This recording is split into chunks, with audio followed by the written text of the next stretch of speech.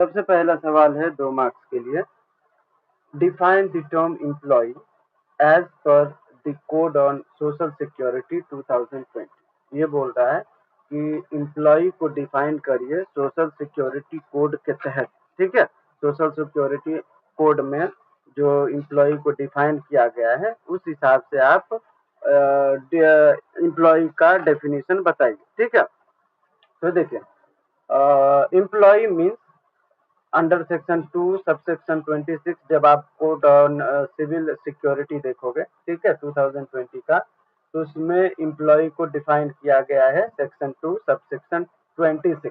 ठीक है, इसमें ये बोलता है employee means any person employed on wages by an establishment either directly or through a contractor to perform any skilled, semi-skilled, unskilled, manual, supervisory, managerial, administrative, technical, clerical or any other work whether the terms are expressed or implied।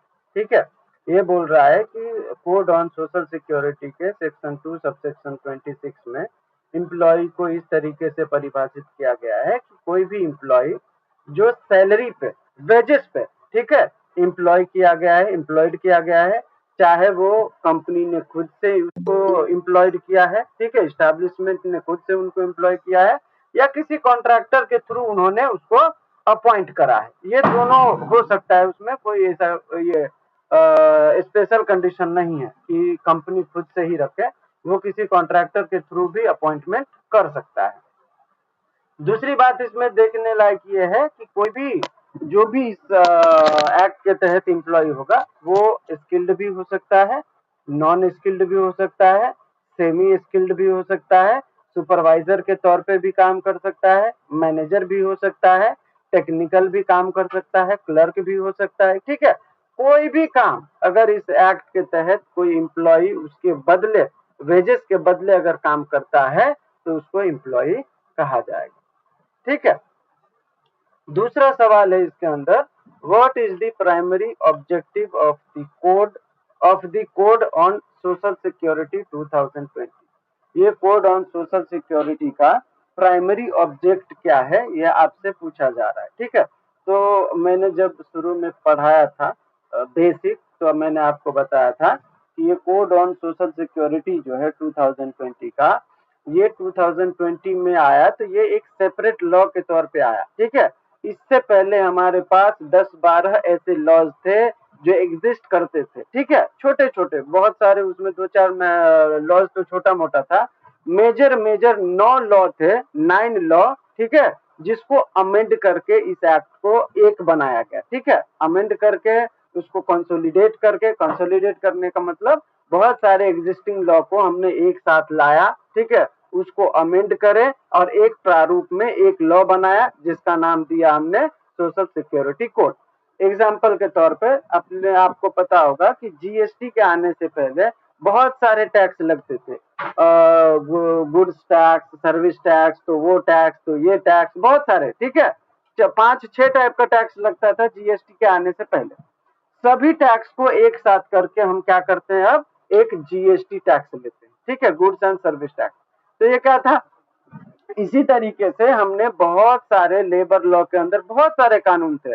Example के तौर पे मैं बताता हूँ, 9 जो major कानून थे, वैसे तो थे 13 जिसको अमेंड किया गया। ठीक है, लेकिन वो छोटे मोटे थे। ठीक है, लेकिन उसमें मेजर ऐसे लॉज थे 9 जिसको अमेंड कर दिया गया, रिपील कर दिया गया, और उसके जगह पे हमने ये कोड ऑन सोशल सिक्योरिटी लाया। कौन से लॉज थे वो, पहला था द एम्प्लॉय कंपनसेशन एक्ट 1923, इसको हमने रिपील कर दिया और कंसोलिडेट करके ये सोशल सिक्योरिटी कोड में उसको जगह दिया। दूसरा था एम्प्लॉय स्टेट इंश्योरेंस एक्ट 1948 का, ये भी हमने रिपील किया और हमने कोड ऑन सोशल सिक्योरिटी में उसको अटैच किया। हमने एम्प्लॉय प्रोविडेंट फंड एक्ट था 1952 का, उसको भी हमने रिपील किया और कोड ऑन सोशल सिक्योरिटी में लेके आए। इसके बाद employment exchange compulsory notification act था, उसको हमने रिपील किया और इस एक्ट के अंदर लेके आए। इसके बाद था मैटरनिटी बेनिफिट एक्ट 1961, हमने उसको भी रिपील करके इस एक्ट के अंदर लाया। इसके बाद था पेमेंट ऑफ ग्रेचुटी एक्ट 1972 का, हमने उसको भी रिपील करके इस एक्ट में लाया। इसके बाद था सीने वर्कर वेलफेयर फंड एक्ट 1981 का, हमने उसको भी रिपील किया, खत्म किया और नया act code on civil social security में उसको जगह दिया। इसके बाद था building and construction worker welfare act 1996 का, उसको भी हमने रिपील कर दिया, उसके भी प्रोविजन हमने इसमें डाल दिया। ठीक है। और unorganised worker social security act था 2008 का, हमने उसको भी रिपील कर दिया। ठीक है। ये मेजर 9 एक्ट ऐसे थे जिसको रिपील कर दिया गया और इसको social code on social security 2020 में जगह दिया गया। ठीक है। एक आध 3-4 जो हैं वो बहुत माइनर लॉज थे जिसको इसके अंदर लाया गया, जैसे एग्जांपल के तौर पे वर्किंग जर्नलिस्ट एक्ट था। ठीक है, ये बहुत छोटा एक्ट था, उसको भी हमने इसमें जगह दिया। इसके बाद था आपका डॉक वर्कर एक्ट। ठीक है, सेफ्टी हेल्थ वेलफेयर एक्ट था 1986 का, डॉक वर्कर के लिए। ठीक है, उसको भी हमने इसके अंदर लेके आए। इसके बाद था सिनेमा थिएटर वर्कर एक्ट। ठीक है, 1981 का, इसको भी हमने इस एक्ट के अंदर लाया। इसके बाद था सेल्स प्रमोशन एक्ट। ठीक है, 1976 का, इसको भी हम इस एक्ट के अंदर लाए। तो बहुत सारे ऐसे लॉज थे जो छोटे मोटे थे, उसको हम नहीं गिनते हैं, लेकिन मेजर 9 लॉ ऐसे थे जिसको रिपील करके खत्म करके हमने ये एक्ट बनाया। ठीक है, ये हमेशा याद रखिएगा, सवाल में पूछा जाता है।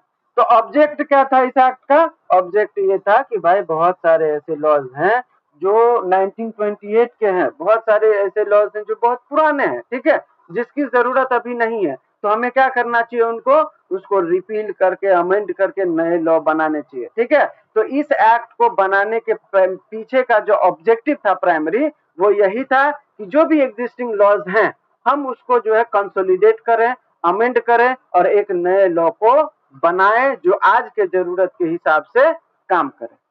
ठीक है, तो primary objective, the primary objective of the code on social security 2020 is to amend and consolidate the existing laws relating to social security to extend its benefit to all employee and workers, including those in the organized, unorganized, gig and platform sector.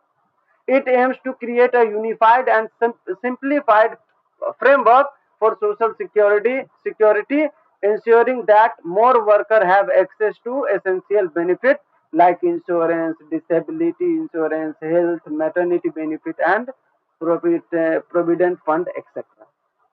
ठीक है, तो पहले वाले laws में gig worker के बारे में नहीं था, प्लेटफॉर्म सेक्टर के लिए कोई प्रोविजन नहीं था। ठीक है, और ऑर्गेनाइज्ड वर्कर कैसे काम करेंगे, अनऑर्गेनाइज्ड वर्कर के लिए क्या प्रोटेक्शन है, इसके बारे में कोई स्पेसिफिक प्रावधान नहीं था। ठीक है, तो इसीलिए पुराने लॉज को कंसोलिडेट करके अमेंड करके हमने नए लॉ बनाए और उसमें हमने नए नए प्रावधानों को ऐड किया।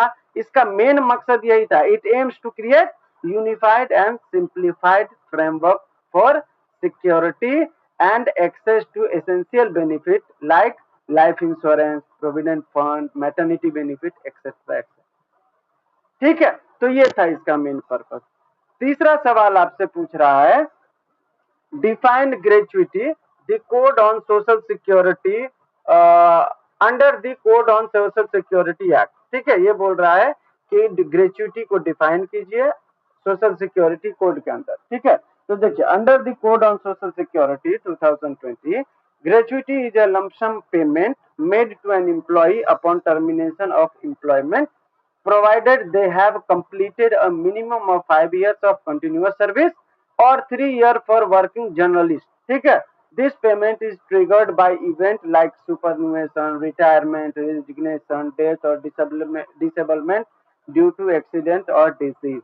ठीक है, the code also extend gratuity benefit to fixed term employee on the expiration of their contract. ये बोल रहा है कि ये कोड ऑन सोशल सिक्योरिटी के अंदर ग्रेचुटी जो होता है एक लमसम अमाउंट होता है जो एम्प्लॉय को उसके जो सर्विस होते हैं, ठीक है, उसको खत्म होने के बाद उसके एम्प्लॉयमेंट के वजह से, ठीक है, उनको जो अमाउंट दिए जाते हैं, पेमेंट दिए जाते हैं, उसको ग्रेचुटी कहा जाता है। ठीक है, ये एम्प्लॉयर देता है कंपनी का मालिक देता है। कम से कम किसी भी कंपनी में आप 5 साल काम कर रहे हैं तभी आपको जो है ये ग्रेच्युटी मिलेगा। अगर आप एज अ जर्नलिस्ट काम कर रहे हैं तो आपको 3 साल के बाद जो है ये ग्रेच्युटी मिलने का अधिकार है। ठीक है, ये कब मिलता है? तो जब आप रिटायर होते हो, या जब आप रिजिग्नेशन देते हो, या जब आपकी मौत होती है, या आप किसी कारण से किसी एक्सीडेंट में डिसेबल हो जाते हो, तब आपको ये ग्रेच्युटी लेने का जो बेनिफिट है वो आपको मिलता है। ठीक है, अब इसमें ग्रेच्युटी कैसे निकाला जाता है? किसी स्टूडेंट ने मुझे डीएम किया था कि सर इसमें ग्रेच्युटी के लिए आपने कैलकुलेशन का नहीं बताया है। हालांकि मैंने पिछले लेक्चर में कैलकुलेशन का बताया था। ठीक है, मैंने बोला कि 2 मार्क्स में आपसे पूछा है तो कैलकुलेशन करके आप इतना लंबा डेफिनेशन नहीं बता सकते। ठीक है, आपको 2 मार्क्स के लिए 3 सेंटेंस में जवाब देना है। तो मैंने जो बताया है, मैंने जो डेफिनेशन दिया है वो 3 सेंटेंस के लिए है। आप डिटेल में लिखोगे तो आपको लॉन्ग आंसर लिखने में फिर लास्ट में टाइम नहीं मिलेगा, आप नहीं लिख पाओगे। ठीक है, मैंने समझने के लिए समझाया था कि कैसे कैलकुलेट किया जाता है। ठीक है, तो देखिए सबसे पहले क्या होता है, कोई भी जैसे मान के चलते हैं कि किसी कंपनी में कोई बंदा काम कर रहा है। ठीक है, तो ग्रेच्युटी निकालने का एक सिंपल सा कैलकुलेशन है, आपका जो सैलरी है बेसिक, ठीक है, बेसिक सैलरी होना चाहिए, बेसिक सैलरी, ठीक है, प्लस डीए, अगर उस कंपनी में डीए उनको मिलता है तो डीए। ठीक है, इसको हम क्या करेंगे, जितने साल से वो काम कर रहा है उससे उसको मल्टीप्लाई करेंगे। ठीक है, तो हमने बेसिक सैलरी मान के चलिए एग्जांपल के तौर पे ले लेते हैं 5,000। ठीक है, 5,000 उसका बेसिक सैलरी है, प्लस उसका डीए 1,000 महीने का मिलता है, मान के चलते हैं 1,000। ठीक है, इसको मल्टीप्लाई किससे करना है, जितने साल उसने वर्किंग किया है। तो वर्किंग का मान के चलते हैं, यहाँ पे 5 साल का है ना, 5 साल ही मान के चलते हैं अपन, वर्क किया है उसने। ठीक है, इसको हम डिवाइड करेंगे किससे, इसको डिवाइड करेंगे 15 दिन से। ठीक है, क्योंकि महीने का जो वर्किंग डेज होता है वो 30 दिन का होता है।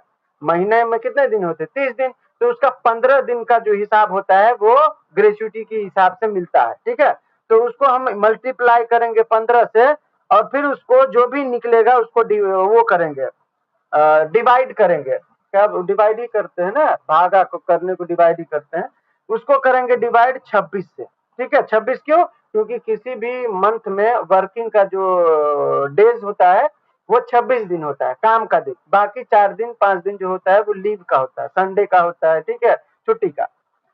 तो यहाँ पे उसका सैलरी हमने 5,000 पकड़ा है, डीए 1,000, तो ये हो गया 6,000 टोटल इसका बेसिक और डीए। इसको मल्टीप्लाई करना था ईयर ऑफ वर्किंग, कितने साल से काम कर रहा है वो, 5 साल से। तो 5 साल से हमने गुना कर दिया, तो कितना हो गया, 6 पंचे 30,000, 30,000 इसका इधर हो गया। इसको डिवाइड, इसको करना था मल्टीप्लाई 15 से, क्योंकि महीने के 30 दिन होते हैं, तो 15 दिन के हिसाब से उनको जो है ग्रेच्युटी मिलता है। तो 30,000 को 15 से गुना करेंगे तो कितना होगा, 15 तिया 45, 4,50,000, यही होगा ना। 30,000 को 15 से गुना करेंगे तो 4,50,000। ठीक है, अब इसको डिवाइड करेंगे हम किससे, 26 दिन से। वर्किंग डे कितना होता है, 26 दिन ना। अब 4,50,000 को डिवाइड कीजिए 26 से, कितना होता है, एक सेकंड में बता देता हूं आपको। ये हो गया आपका हाँ, इंटू बराबर डिवाइड 26, इसका 17,360, तो मतलब 17,000 इसका जो है 5 साल में ग्रेच्युटी मिलेगा। ठीक है, ये होता है कैलकुलेशन। कैलकुलेशन सिंपल है। टोटल जो उसका बेसिक सैलरी है लास्ट महीने का जो उसको मिला था, उस वो सैलरी होगा, प्लस डीए होगा, अगर मिलता है तो, नहीं मिलता है तो कोई बात नहीं। ठीक है, तो उसका last basic salary into working of year, जितने साल उसने काम किया है।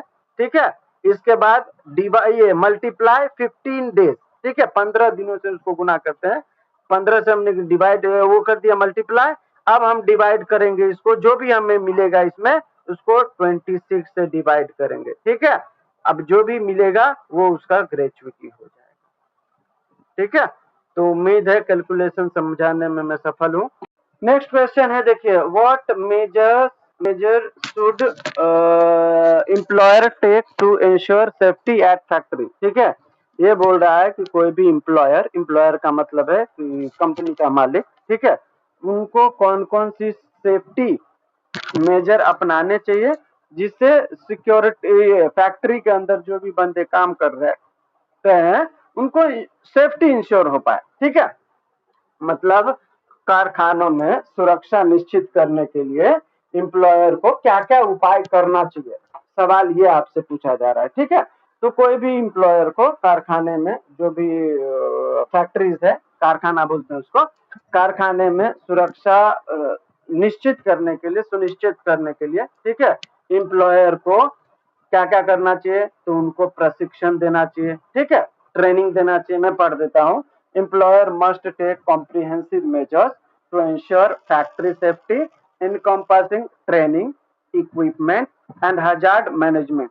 This includes providing proper personal protective equipment (PPE), conducting thorough hazard assessment, implementing safety procedure, and fostering a strong safety culture through training and open communication.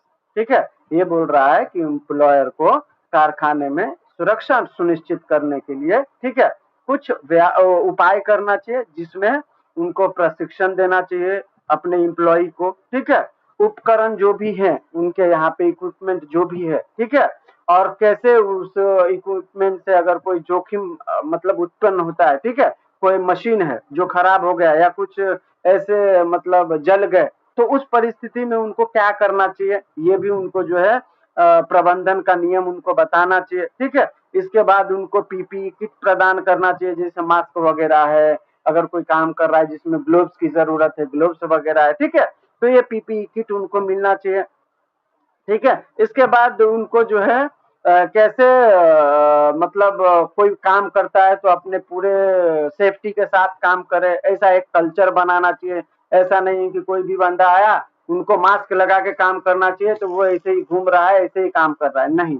ये employer की duty है कि वो ऐसा एक कल्चर बनाए वहां पे कि कोई भी ये काम करेगा तो मास्क लगा के ही करेगा, नहीं तो नहीं करेगा। ठीक है, तो इस तरीके का उनको ट्रेनिंग उनको मिलना चाहिए, ओपन कम्युनिकेशन होना चाहिए। तो ये सारी मेजर्स जो है किसी भी एम्प्लॉयर को लेना चाहिए बेसिकली। ठीक है, नेक्स्ट है आपका हाउ डज दी ओस कोड। ओस कोड का मतलब क्या है, occupational safety and health code. ठीक है, इसको ओस कोड बोलते हैं शॉर्ट में। हमारा लेबर लॉ के अंदर ये दूसरा एक्ट है जो हमें पढ़ना होता है। ठीक है, मैंने बेसिक लेक्चर में भी बताया था कि इस एक्ट में, लेबर लॉ के अंदर हमें दो एक्ट मेजर हैं जो पढ़ने हैं। एक है सोशल सिक्योरिटी कोड और दूसरा है ओस code, occupational safety and health code. ठीक है, तो ये जो सवाल है वो ओस कोड से है। देखिए सवाल क्या है, हाउ डज ओस code address hazardous working environment. ये बोल रहा है ये जो occupational health safety and health code जो है वो हजार्डस वर्किंग इन्वायरमेंट को कैसे एड्रेस करता है। ठीक है, तो देखिए, the occupational safety and health ओस code in India addresses hazardous working environment by focusing on prevention, protection, and remediation.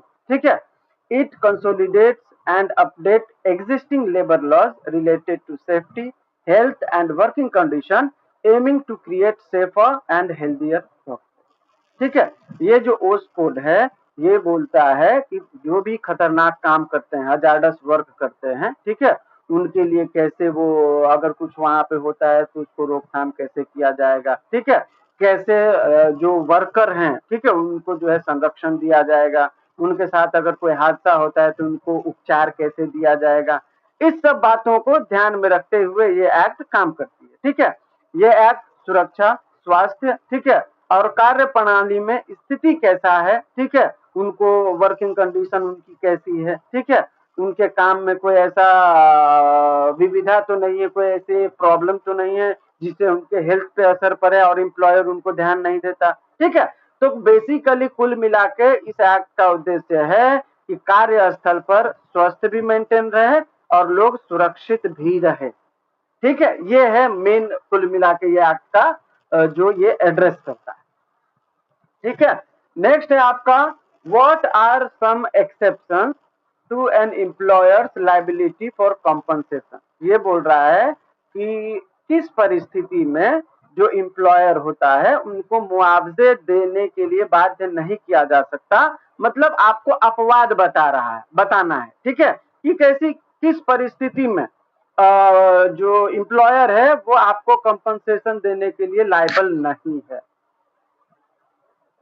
ठीक है, तो देखिए सबसे पहला answer, an employer's liability for compensation can be limited in certain situation including when injuries are self inflicted caused by the employee's intoxication or willful misconduct or result from activities outside the scope of employment or violation of safety rules.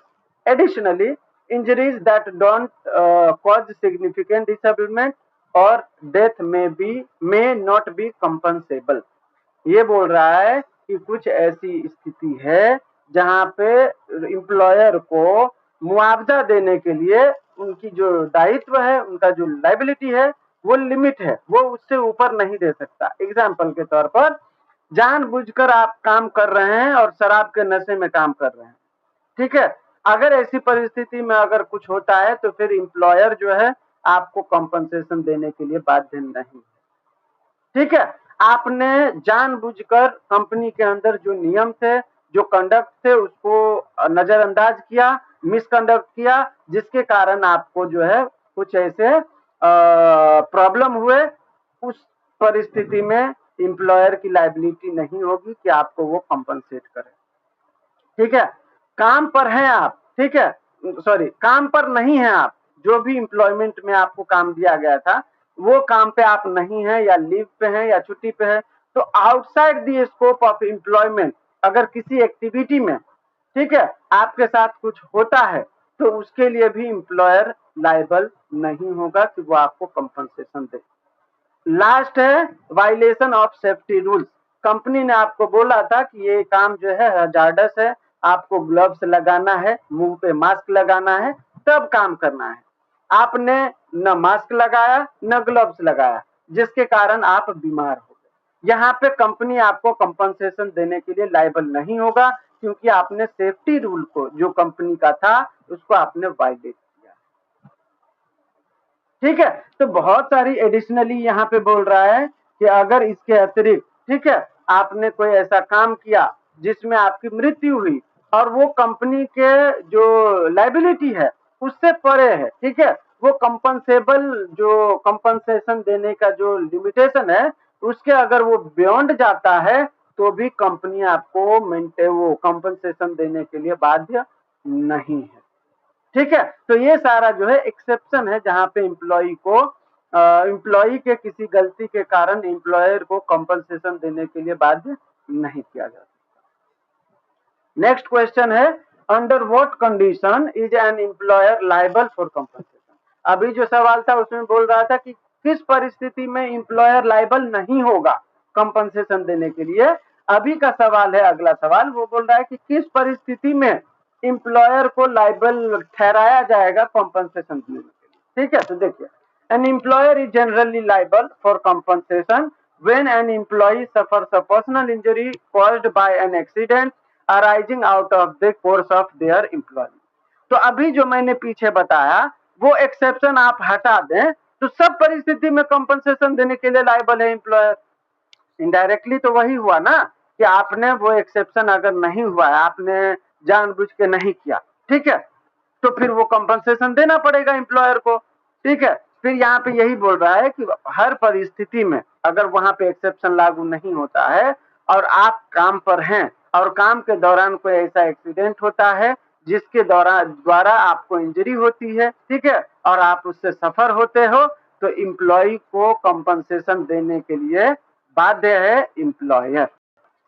Next question है हमारा 8वां, what role does a licensing authority to play concerning contract labour. ठीक है, ये बोल रहा है कि ठेका पर, कॉन्ट्रैक्ट लेबर का मतलब होता है ठेका पर देने वाले जो कर्मचारी होते हैं, लेबर होते हैं, उसके संदर्भ में।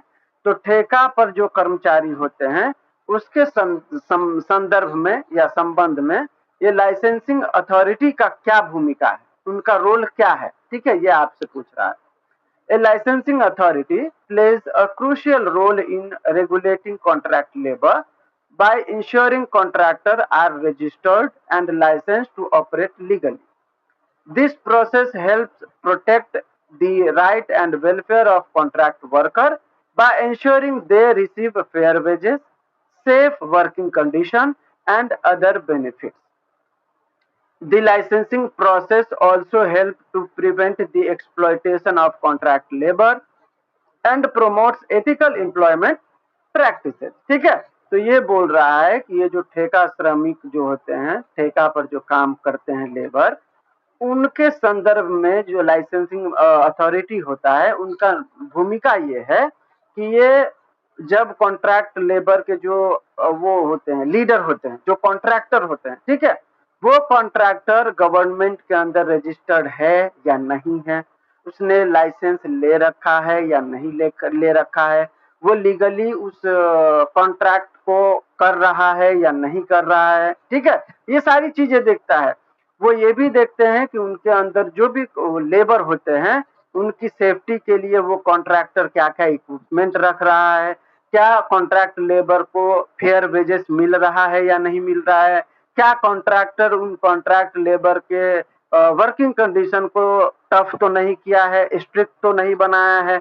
जो भी गवर्नमेंट के द्वारा आपके लेबर लॉ के अंदर जो बेनिफिट है वो कॉन्ट्रैक्ट लेबर को मिल रहा है या नहीं मिल रहा है, ये सारी चीजें लाइसेंसिंग अथॉरिटी कॉन्ट्रैक्टर्स के देखते हैं, तब उनको लाइसेंस देते हैं, ताकि जो भी कॉन्ट्रैक्ट लेबर को वो हायर करे उनको सारी सुविधाएं दी जाएं। ठीक है, इससे क्या होगा, तो इससे ये होगा कि वो कॉन्ट्रैक्ट लेबर जो भी होगा उसको एक्सप्लॉइट नहीं किया जा सकेगा। ठीक है, उनको जो है उनके जो भी लीगल राइट्स हैं उनको प्रमोट करने में लाइसेंसिंग अथॉरिटी का अहम रोल होता है। ठीक है, ये हो गया आपका 8वां सवाल। 9वां सवाल बोल रहा है what constitutes an offence under OSH code regarding work place safety. ये बोल रहा है कि क्या ऐसा मतलब कंडीशन है या क्या ऐसा परिस्थिति है जो अपराध की श्रेणी में आता है occupational safety and health code के अंदर वर्क प्लेस सेफ्टी के कॉन्टेक्स्ट में। ठीक है, ये बोल रहा है कि ओस कोड के अंतर्गत अपराध क्या है किसी वर्क प्लेस सेफ्टी के ध्यान में रखते हुए। ठीक है, तो यहाँ पे बोल रहा है अंडर द ओस code an offense constitute a failure to comply with any provision of the code, including those related to workplace safety, health, working condition, etc., etc. ठीक है, violation can lead to penalty including fine and in some cases imprisonment. तो ये बोल रहा है कि working ये जो ओस कोड है इसके तहत अपराध क्या है। ठीक है, कैसे अपराध बनेगा, तो ये बोल रहा है कि ये जो ओस कोड है इसके तहत जो भी कानून बनाए गए हैं, जो भी प्रोविजन है, अगर उसको कोई भी कंपनी कंप्लाई नहीं करती है या फेल हो जाती हैं, एग्जाम्पल के तौर पे ये एक्ट बोलता है कि वर्किंग कंडीशन मतलब अच्छा होना चाहिए किसी कंपनी का, कंपनी के अंदर जो वर्कर्स हैं उनके हेल्थ से कोई कॉम्प्रोमाइज नहीं होना चाहिए, वर्क प्लेस पर सेफ्टी होनी चाहिए। ठीक है, अगर मान के चलते हैं किसी कंपनी में वर्क प्लेस पर जो वर्कर्स हैं उनको पीपीई किट नहीं दिया गया और वहां पे ऐसा कोई गैस निकलता है जिससे वो व्यक्ति वर्कर बीमार हो सकता है, तो इन्होंने क्या किया, इन्होंने वर्क प्लेस सेफ्टी एक्ट का जो है वायलेशन किया। ठीक है, उनके रूल को कंप्लाई नहीं किया, तो ये क्या हो गया, ये अपराध हो गया। ठीक है, तो यही है अपराध। अगर ओस कोड के अंदर जो हेल्थ के लिए, सेफ्टी के लिए, वर्किंग कंडीशन के लिए जो प्रावधान किए गए हैं, अगर कोई कंपनी उन प्रावधानों को वायलेट करती है, फेलियर करती है कंप्लाई करने से, तो वो अपराध है और इस अपराध के लिए उनको पेनल्टी और जेल तक का भी प्रावधान किया गया है। ठीक है, नेक्स्ट क्वेश्चन है what constitute N offence under the contract labour act. ठीक है, तो देखिए ये सवाल जो है ये आपका 2018 या 19 का सवाल है। ठीक है, मतलब बहुत पहले का सवाल पूछा गया था, तो ये सवाल हमने ले लिया था। तो ये जो एक्ट पूछ रहा है, तो अब आपसे ये नहीं सवाल पूछा जाएगा, क्योंकि अब हमारे पास सिर्फ 2 एक्ट है। ठीक है, हमने कॉन्ट्रैक्ट लेबर एक्ट को ही हटा दिया। ठीक है, क्योंकि हमने उसको कहाँ पे ले आया, हम ले आए इसको यहाँ पे अपना सोशल सिक्योरिटी कोड में। तो अब हम जिससे जो सवाल पूछा जाएगा वो सोशल सिक्योरिटी कोड से या ओस कोड से, तो हमें ये सवाल नहीं पूछा जाएगा, लेकिन ये सवाल लिख दिया है तो हम ये समझ लेते हैं। ठीक है, देखिए, what constitute N offence under the contract labour act, ये कॉन्ट्रैक्ट लेबर एक्ट को हटा दिया गया, code on social security act में इसको अमेंड करके हमने ले आया। ठीक है, तो इस कोड से सवाल पूछना, इस एक्ट से सवाल पूछना लाजमी ही नहीं है। ठीक है, फिर भी हम ये सवाल ले लेते हैं क्योंकि दे दिया गया। तो ऑफेंस बोल रहा है कि क्या होगा इस एक्ट के अंदर, तो देखिए, include contravening provision relating to contract labour act. देखिए, कोई भी एक्ट में आपसे पूछा जाए कि अपराध कब बनता है, तो अपराध हमेशा किसी एक्ट में तब बनेगा जब हम उस एक्ट के प्रोविजन के अकॉर्डिंग काम नहीं करेंगे, उस एक्ट के प्रोविजन को हम कंप्लाई नहीं करेंगे, हम फेल हो जाएंगे। ठीक है, तो इस तरीके से वो अपराध कॉन्स्टिट्यूट करता है। सिंपल सी बात है, जैसे अभी हमने पीछे पढ़ा था 9वां सवाल, what constitute N offence under OSH code. तो हमने क्या पढ़ा कि भाई इस एक्ट के अंदर सेफ्टी की बात की गई है, हेल्थ की बात की गई है, वर्किंग कंडीशन की बात की गई है। अगर हम इसको वायलेट करते हैं, इसके रूल को नहीं मानते हैं, प्रोविजन को कंप्लाई करने से फेल हो जाते हैं, तो फिर वो अपराध है। समझ रहे हो? तो इसी तरीके से ये भी सवाल है। 11वां सवाल आपसे पूछ रहा है, describe one requirement for registering an establishment under OSH code. ये बोल रहा है कि कोई एक जरूरी, ठीक है, चीज बताइए जिसके कारण आपको ओस कोड के अंदर अपने एस्टैब्लिशमेंट को रजिस्टर करना जरूरी है। मतलब कोई जैसे आपको पता होगा कि कोई भी कंपनी, ठीक है, उसको रजिस्टर करने के लिए कुछ ऐसे रिक्वायरमेंट होते हैं जो आपको फुलफिल करना होता है। ठीक है, तो यहाँ पे पूछ रहा है कि ओस कोड के अंदर हम अपने अगर किसी कंपनी को रजिस्टर करना चाहते हैं तो उसके लिए एक जरूरी क्या है, क्या चीजें हैं जरूरी। ठीक है, ओस संहिता के अंतर्गत किसी कंपनी को पंजीकृत करने के लिए किसी एक आवश्यकता के बारे में बताइए, क्या है एक आवश्यकता।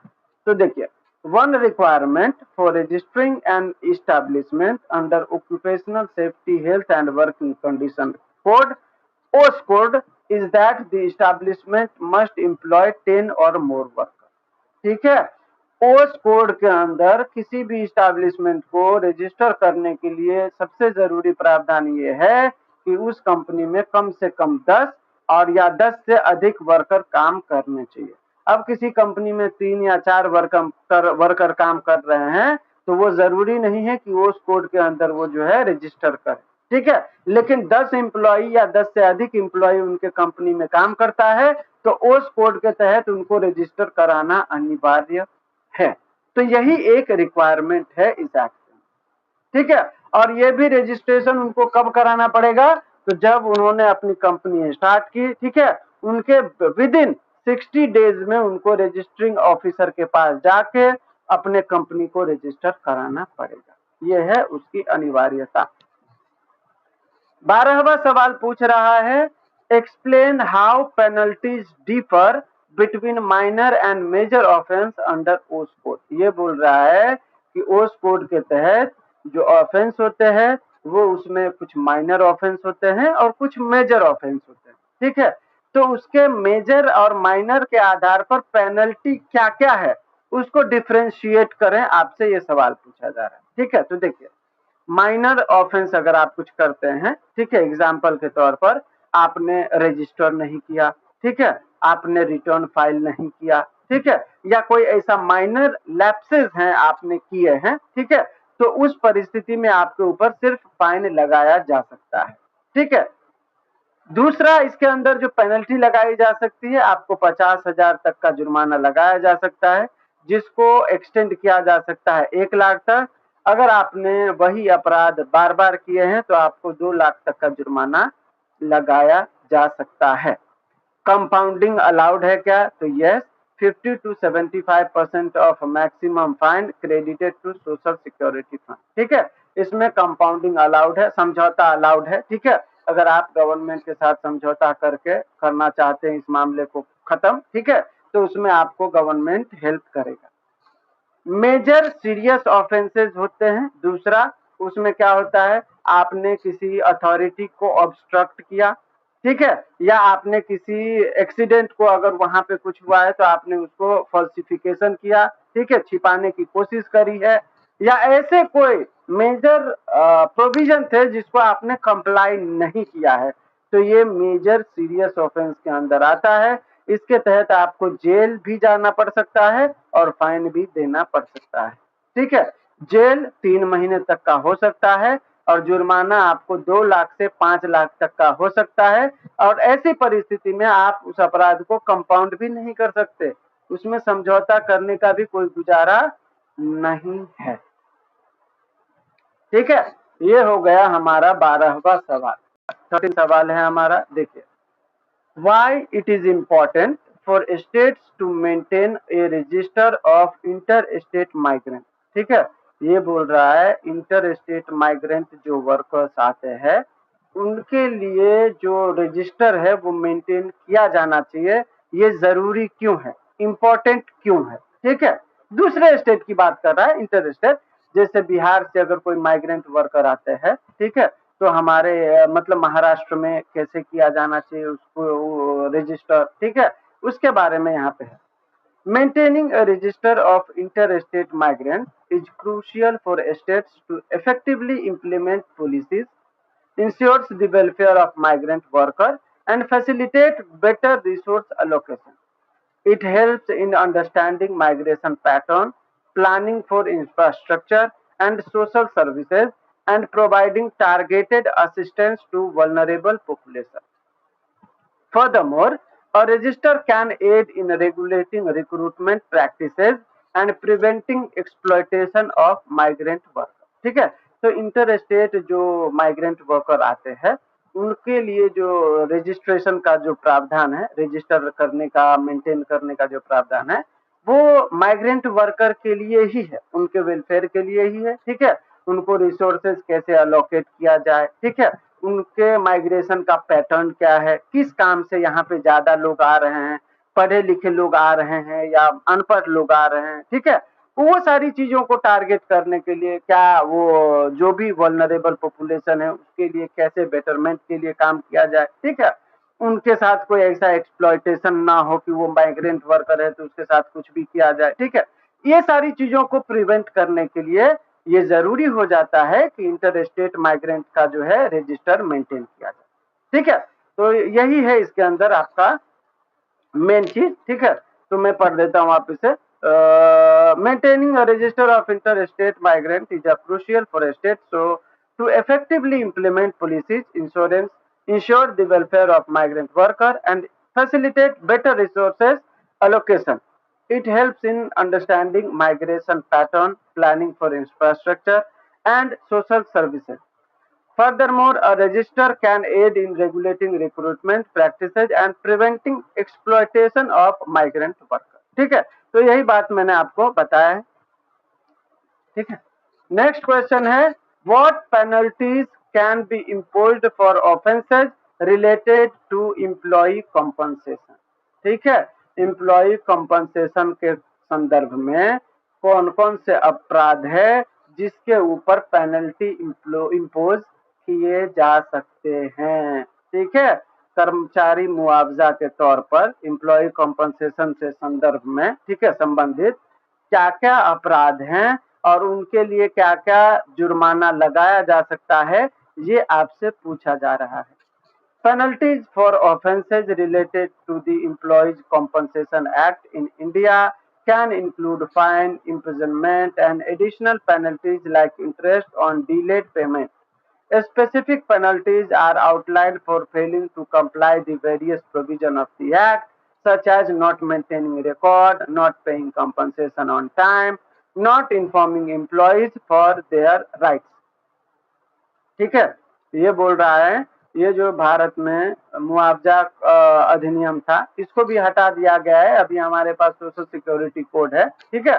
उसके तहत अब आपसे सवाल पूछा जाएगा। ये भी प्रीवियस सवाल है, इसीलिए आपको कंपनसेशन एक्ट से पूछा गया है, ठीक है। लेकिन सवाल घुमा के आपसे पूछा जा सकता है, इसमें कोई प्रॉब्लम नहीं है, ठीक है। तो ये बोल रहा है कि जैसे आपको एम्प्लॉय को कंपनसेशन देना है, आपने टाइम पे नहीं दिया, ये भी अपराध है, ठीक है। आपने उनको जो है इन्फॉर्म नहीं किया उनके राइट्स के बारे में, ये भी अपराध है। आपने एम्प्लॉय के रिकॉर्ड मेंटेन नहीं किए हैं, ये भी अपराध है। और इन अपराधों के लिए आपके ऊपर फाइन भी लगाया जा सकता है, आपको जेल भी भेजा जा सकता है, ठीक है। आपके ऊपर पेनल्टी इंटरेस्ट के आधार पर भी लगाई जा सकती है, ठीक है।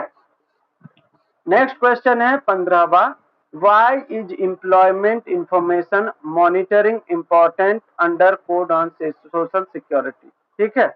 ये बोल रहा है कोड ऑन सोशल सिक्योरिटी के अंतर्गत रोजगार सूचना का जो निगरानी है वो इम्पोर्टेंट क्यों है, ठीक है। एम्प्लॉयमेंट इंफॉर्मेशन को मॉनिटर करना इस एक्ट के तहत जरूरी क्यों है।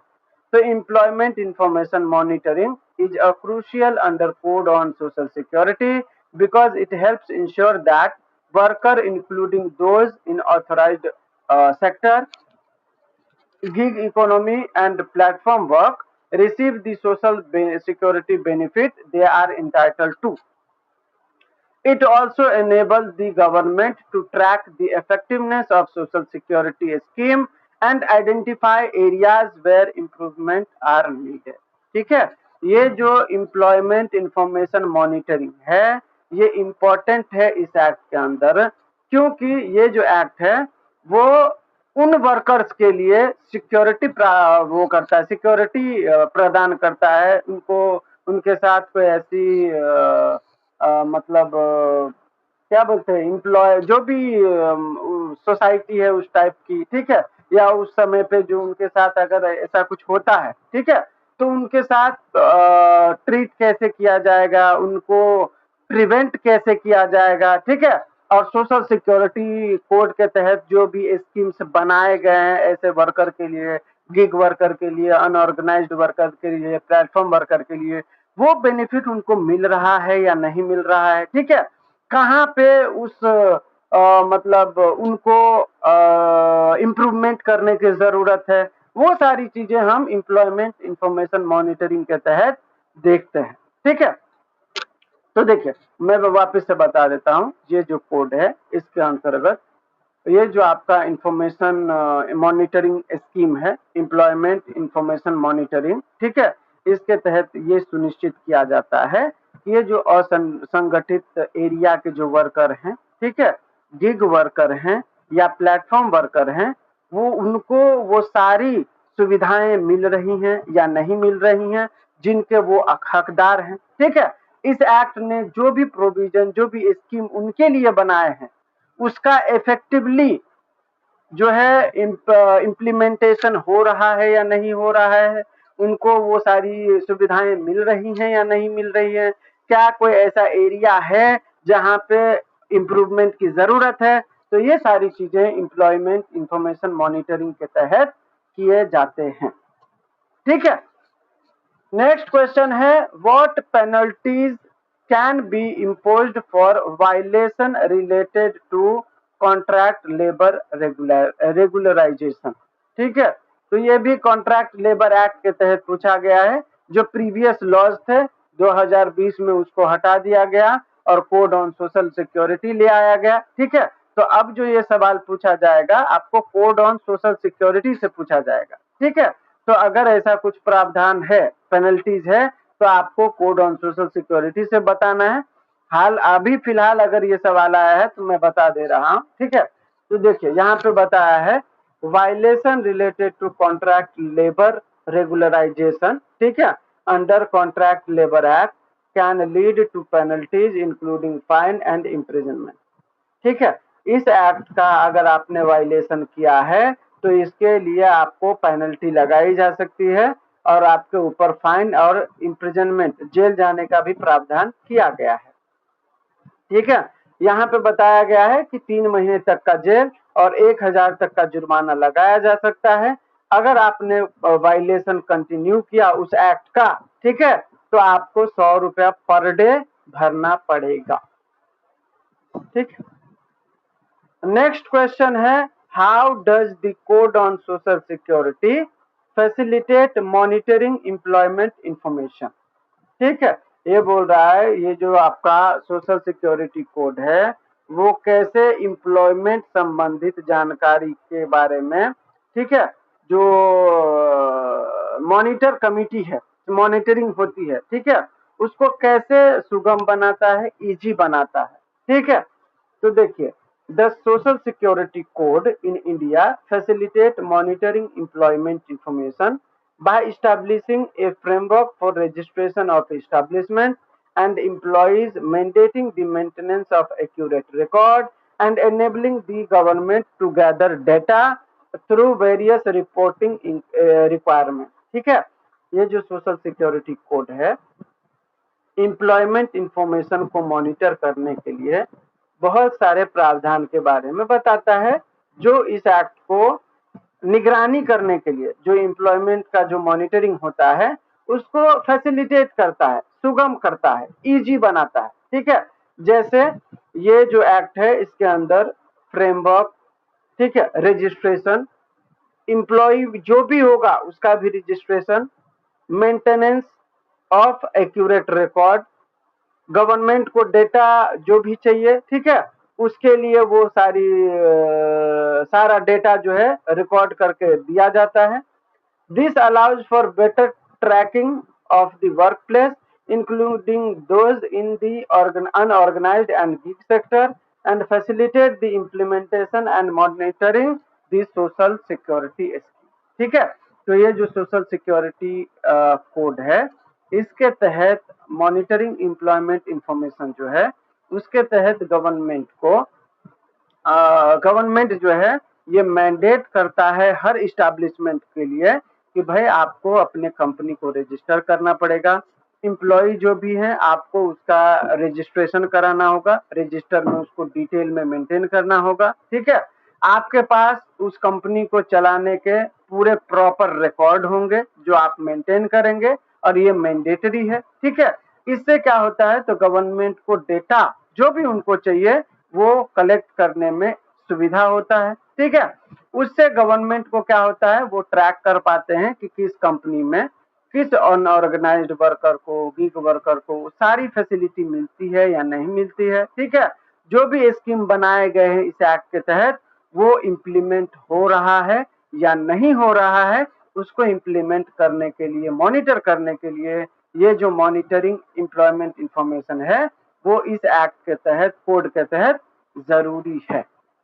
ठीक है, 18वां सवाल है, how does the code on social security protect women for harassment.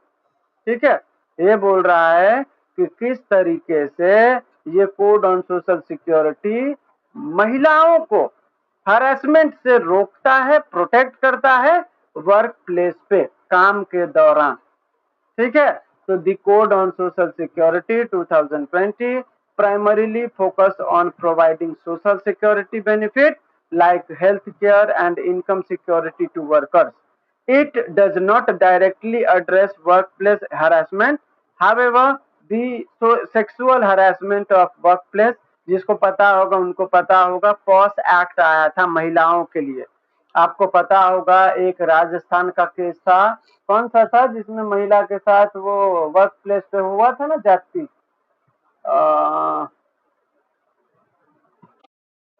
Vishakha, correct correct, सही जवाब है। Vishakha versus state of Rajasthan का केस था। ठीक है, इसमें जो विशाखा का नाम, वो लड़की का नाम नहीं है विशाखा, एक एनजीओ था उसके तहत ये केस लड़ा गया था। ठीक है, तो टाइटल दिया गया था विशाखा। वो महिला जो थी आंगनबाड़ी में काम कर रही थी, राजस्थान के जो राजे रजवाड़े थे वो अपने बेटी का कम उम्र में शादी कर रहा था, तो ये जो महिला थी उन्होंने विरोध किया, जिसके कारण उसका जो है उसके बेटी का रिश्ता नहीं हुआ और उसका समाज में बहुत बदनामी हुआ, क्योंकि पुलिस को बुला ली थी वो महिला। ठीक है, यही ज्यादा ये बेइज्जती देख करके वो जो राजे रजवाड़े थे वो उस महिला को एक दिन, मतलब ऐसा पाया जाता है कि वो किसी खेत से कहीं जा रही थी उसके पति के साथ, तो वो सारे लोग घेर के उनके साथ मतलब रेप वगैरह किए, बस इसलिए क्योंकि उसने उसके बेटी के कम उम्र में शादी न होने के लिए पुलिस को बुला लिया था। ठीक है, तो वो क्योंकि वो आंगनबाड़ी में काम कर रही थी, काम के सिलसिले में कहीं जा रही थी, तो उस जमाने में खेत खलिहान से ही लोग गुजरते थे, तो उसके साथ जो है वर्क प्लेस पे उनके साथ जो ऐसा हुआ, तो फिर इनका केस जो है उस समय पे, क्योंकि वो राजे रजवाड़े थे, तो वो केस को दबा दिया गया। ठीक है, सारे जो एविडेंस थे वो मिटा दिए गए। ठीक है, तो उसमें एक एनजीओ आया जो विशाखा नाम से जो है प्रचलित था, वो एनजीओ उस महिला के लिए केस लड़ा और लास्ट में सुप्रीम कोर्ट पहुंचा वो मामला, और सुप्रीम कोर्ट ने इस मामले में जो है संज्ञान लेते हुए बहुत सारे गाइडलाइन दिए, जिस गाइडलाइन के कारण ये जो है आपका पॉस एक्ट बनाया गया सेंटर के द्वारा। ठीक है, 2013 में।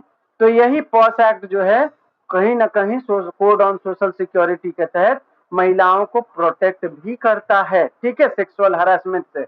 अगर कोई भी, आपको पता होगा इसी एक्ट के तहत हर ऑफिस में, हर कंपनी में जो है ये पॉस एक्ट के तहत एक पॉस कमेटी बनाई जाती है। ठीक है, जिसमें महिलाओं के लिए ग्रीवेंस वगैरह के लिए एक कमेटी होती है जो उनके लिए काम करती है। ठीक है, तो ये है, तो specifically deal with preventing and addressing sexual harassment at work place.